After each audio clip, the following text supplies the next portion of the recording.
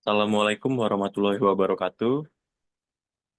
Pada kesempatan kali ini, izinkan kelompok kami dari kelompok 7 untuk memaparkan hasil kerja yang telah kami bahas sebelumnya, yaitu tentang review jurnal berjudul Perencanaan Sistem Penyaluran dan Instalasi Pengolahan Air Limbah Domestik di Kelurahan Rangkah, Kecamatan Tambak Sari, Kota Surabaya. Sebelumnya izin memperkenalkan diri, saya Muhammad Atila Yuda sebagai moderator dan pemateri bersama dengan rekan saya Tina Okta Maria Sihombing sebagai pemateri. Tanpa berlama-lama lagi, langsung saja kita masuk ke materi pertama yang akan dijelaskan oleh rekan saya. Pada Tina, saya persilakan.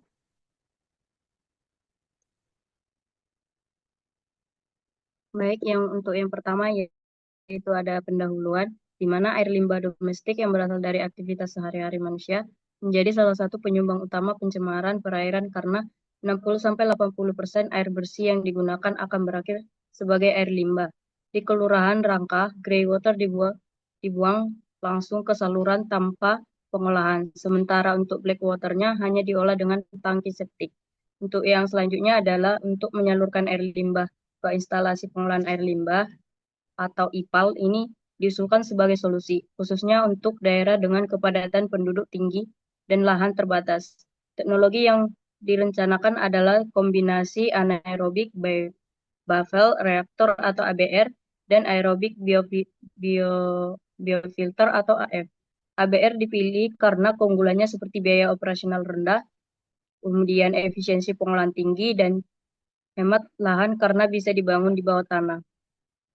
Next. Kemudian yang selanjutnya ada pada metode. Metode ini dibagi menjadi dua. Yang pertama adalah pengumpulan data. Pada pengumpulan data juga dibagi menjadi tiga. Yang pertama data primer. Kualitas air limbah diperoleh melalui analisis laboratorium untuk limbah domestik, kakus dan non-kakus di Kelurahan Rangkah. Untuk yang kedua ada fasilitas sanitasi dan sikap masyarakat. Ini digunakan untuk memilih sistem SPAL yang tepat dan mengukur kesediaan masyarakat terhadap pembangunan SPAL dan juga IPAL. Untuk yang ketiga ada rencana lokasi IPAL. Di sini di mana lokasi pembangunan itu ditentukan untuk melalui observasi langsung untuk menemukan lahan milik pemerintah. Selanjutnya ada data sekunder, di mana informasi demografi digunakan untuk memproyeksi jumlah penduduk diperoleh dari Badan Pusat Statistik Kota Surabaya. Selanjutnya ada pemakaian air bersih. Data dari PDAM selama 1 tahun terakhir itu digunakan untuk menghitung debit air limbah. Selanjutnya ada pada baku mutu air limbah, di mana acuan untuk efisiensi unit pengolahan sesuai dengan Peraturan Menteri LHK nomor 68 tahun 2016. Selanjutnya ada kondisi sanitasi di mana angka BAPS membantu menentukan sistem SPAL dan IPAL. Data ini diperoleh dari Puskesmas Rangka. Untuk yang selanjutnya ada topografi lahan di mana elevasi tanah dianalisis menggunakan data dari Dinas Pekerjaan Umum, Bina Marga, dan Pematusan Kota Surabaya. Terakhir ada harga satuan pokok kegiatan atau HSPK, di mana digunakan untuk menghitung Bill of Quantity atau BOQ dan Rencana Anggaran Biaya atau RAB. Selanjutnya ada yang kedua ada analisis data dan perencanaan, di mana yang pertama ada aspek teknis, yaitu menghitung debit air limbah berdasarkan konsumsi air. Selanjutnya ada merancang sistem penyaluran air limbah atau SPAL. Di sini termasuk dimensi, jenis pipa, dan juga teknik penanaman. Selanjutnya ada menentukan baku mutu air limbah sesuai regulasi. Kemudian memilih unit pengolahan IPAL yang sesuai juga dengan kebutuhan. Yang terakhir adalah mendesain dimensi unit pengolahan meliputi gambar denah, potongan, dan detail bangunan menggunakan AutoCAD 2013. Selanjutnya ada Selanjutnya ada aspek finansial di mana yang pertama itu menghitung bill of quantity dan menyusun rencana anggaran biaya. Metode ini dirancang untuk memastikan perencanaan sistem pengolahan limbah domestik yang efektif, efisien, dan juga sesuai dengan standar baku mutu serta kebutuhan lokal. Selanjutnya akan dilanjutkan oleh Atila.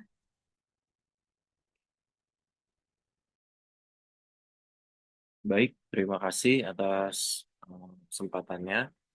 Pada kali ini, saya akan memaparkan tentang hasil dan pembahasan, yaitu yang pertama, proyeksi penduduknya dulu. Proyeksi jumlah penduduk itu dihitung menggunakan metode geometrik untuk memprediksi jumlah penduduk selama 10 tahun. Hasilnya yaitu jumlah penduduk yang akan dilayani sebanyak 21.530 jiwa atau setara dengan 5.382 kartu keluarga. Selanjutnya ada perhitungan debit air limbah. Debit air limbah sendiri dihitung menggunakan persentase 80% dari total pemakaian air bersih per orang. Jadi, pemakaian air bersih per orang per harinya ini ditentukan dulu, dihitung sebesar dikira-kirakan 0,192 meter kubik. Sehingga debit air limbah atau KAL itu hitungannya pemakaian air bersih per orang per hari dikali 80%. Itu hasilnya 0,192 kali 80% sama dengan 0,157 meter kubik per orang per hari.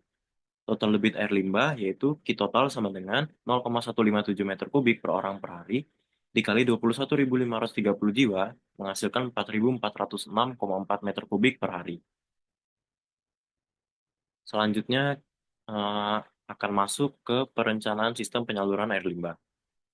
Yang pertama itu dia menggunakan sistem shallow sewer dipilih karena kepadatan penduduknya tinggi dan juga wilayah yang akan dilayani berupa wilayah datar dengan elevasi rendah serta merupakan lahan terbatas. Lalu pipa menggunakan material PVC.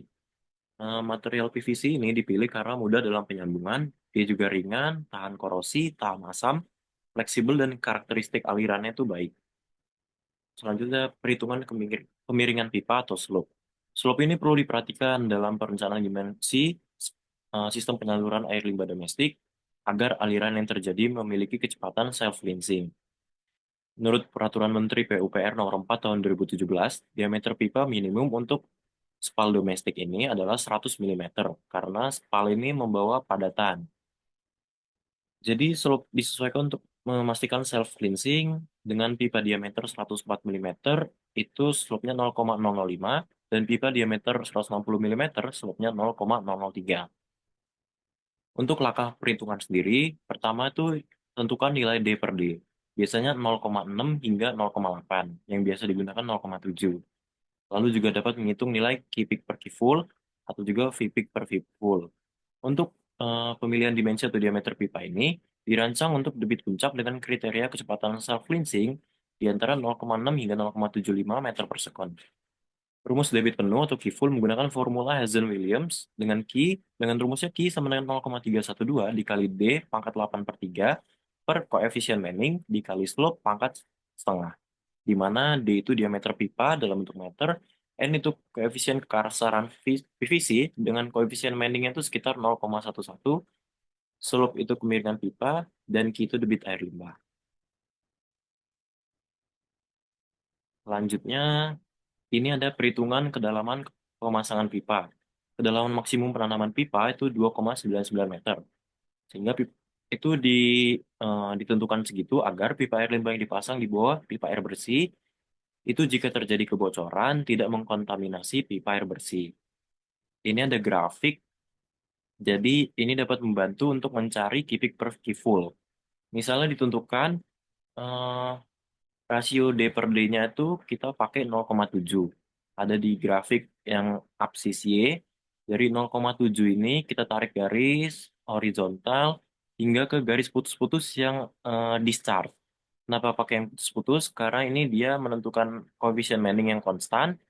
Jadi sampai titik perpotongan dari garis yang lurus 0,7 hingga garis titik-titik putus ini, dari hasil perpotongan ini ditarik ke bawah sehingga dikira-kira hasilnya itu 0,82 untuk kipik per kifulnya. Setelah dihitung, nah masuk ke hasil desain akhir, perhitungannya itu menghasilkan diameter pipa dalam bentuk milimeter jika 104 slope-nya 0,005 dengan kecepatan aliran 0,6 meter per sekon. Jika diameter pipanya 160 mm, kemiringan atau slope-nya 0,003 dengan kecepatan aliran 0,65 meter per sekon. Jika 200, slope-nya 0,002, kecepatan aliran 0,7 meter per sekon. Jika 250, slope-nya 0,002 dengan kecepatan aliran 0,72 meter per sekon. Jika diameter pipa yang 300, kemiringan atau slope-nya 0,0015 dengan kecepatan aliran 0,75 meter per sekund. Lalu ini masuk ke IPAL, atau perencanaan instalasi pengolahan limbah. Sebelumnya itu ada unit-unit pengelolaan yang akan digunakan. Ini ada 4 untuk yang pentingnya. Yang paling kiri itu namanya grease trap. Ini skala domestik. Dia itu tugasnya biasa ada di dapur-dapur. Tugasnya memisahkan lemak dan minyak pada skala rumah tangga. Masuk selanjutnya nomor 2 itu ABR, Anaerob Beverage Reactor. Jadi ini kerjanya secara anaerob dengan mengolah bahan organik. Jadi dia tertutup. Untuk selanjutnya itu ada AF atau aerob filter yang kerjanya itu menghilangkan polutan sisa dan mengoksidasi amonia menjadi nitrat. Dia bekerja secara aerob. Terakhir itu ada disinfeksi. Disinfeksi di sini menggunakan kaporit. Dosisnya itu 10,4 kilogram per hari. Untuk kriteria desainnya sendiri, untuk anaerob beverage reactor itu hydraulic retention time-nya atau HRT-nya lebih dari 8 jam, efisiensi BOD-nya bisa mencapai 65 hingga 90% dengan ukuran dimensinya 5,8 meter dikali 15 meter dikali 3 meter dengan volume efektif 696 meter kubik. Untuk aerob filter, hydraulic retention time-nya 6 sampai 8 jam dengan dimensinya 5,8 meter dikali 7 meter dikali 3 meter dengan volume efektif 274 meter kubik. Efluen yang dihasilkan itu BOD 4,8 mg per liter dari baku mutu 30 mg per liter. COD-nya 9,5 mg per liter dengan baku mutu 50 mg per liter. Total suspended solidnya 4,9 mg per liter dengan baku mutu 30 mg per liter. Terus nitrat 5,1 mg per liter dengan baku mutu 10 mg per liter. Dengan total coliform 3000 mpn per 100 mili. Itu sudah sama dengan baku mutunya 3000 mpn per 100 mili. Artinya, dari keseluruhan parameter yang digunakan, itu sudah di bawah ataupun sesuai dengan standar baku mutu atau regulasi yang ditetapkan di negara Indonesia. Ini ada gambar perencanaan, mulai dari bagian alir pengolahan, lalu ada layout lahan ipalnya, denah ABRAF, terus ada beberapa potongan-potongan, termasuk ini bagian disinfeksinya. Bisa dilihat sendiri pada slide. Sekian penjelasan yang dapat saya berikan. Untuk selanjutnya saya kembalikan ke rekan saya.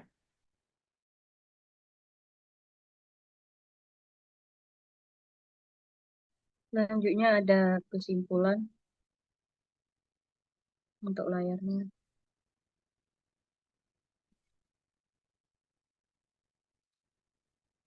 Hati layarnya masih rencana. Ya, enggak ya.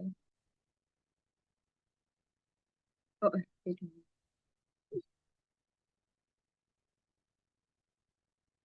Untuk selanjutnya ada rencana anggaran biaya, di mana biaya yang dikeluarkan untuk bagian SPAL ini sebesar 21,8 miliar, sementara untuk biaya penanganan IPAL sendiri itu memakan sebanyak 4,79 miliar. Untuk total total biaya itu sudah termasuk dengan PPN 10%, yaitu 29,3 miliar. Selanjutnya ada materi dengan kesimpulan. Jurnal ini mengambil kesimpulan melalui perhitungan dan desain yang telah dilakukan, yaitu sebagai berikut. Yang pertama ada sistem pengolahan air limbah ini menggunakan shallow shower dengan 4 titik pompa berhasil melayani sebanyak 21.530 jiwa. Kedua, kombinasi unit ABRAF mampu menghasilkan efluen yang sesuai dengan baku mutu yang telah ditetapkan seperti Peraturan Menteri LHK nomor 68 tahun 2016 dan juga Peraturan Gubernur Jawa Timur nomor 72 tahun 2013. Yang ketiga ada total biaya perencanaannya sebesar 29,3 miliar, menunjukkan kebutuhan investasi signifikan untuk pengolahan sanitasi keberlanjutan. Selanjutnya ada daftar pustaka, di mana yang pertama kami mengambil dari Dewi AP dan Slamet Up pada tahun 2020 dengan judul Perencanaan Sistem Penyaluran dan Instalasi Pengolahan Air Limbah Domestik di Kelurahan Rangkah, Kecamatan Tambak Sari, Kota Surabaya, Jurnal Teknik ITS. Kemudian yang selanjutnya ada Kementerian Lingkungan Hidup dan Kehutanan Republik Indonesia Peraturan Menteri Lingkungan Hidup dan Kehutanan Nomor 68 Tahun 2016 tentang baku mutu air limbah domestik Jakarta 2016. Selanjutnya saya akan kembalikan kepada moderator. Baiklah, cukup sekian paparan materi presentasi yang dapat kami sampaikan. Kami ingin mengucap terima kasih kepada yang telah menyaksikan, begitu pula dengan Bapak M. Rizky Ismail, STMT, sebagai dosen pengampu mata kuliah Sistem Penyaluran Air Limbah ini. Eh, Kami mohon maaf jika ada salah-salah kata yang kami lakukan selama pemaparan materi. Cukup sekian materi yang kami dapat sampaikan. Saya tutup. Wassalamualaikum warahmatullahi wabarakatuh. Terima kasih.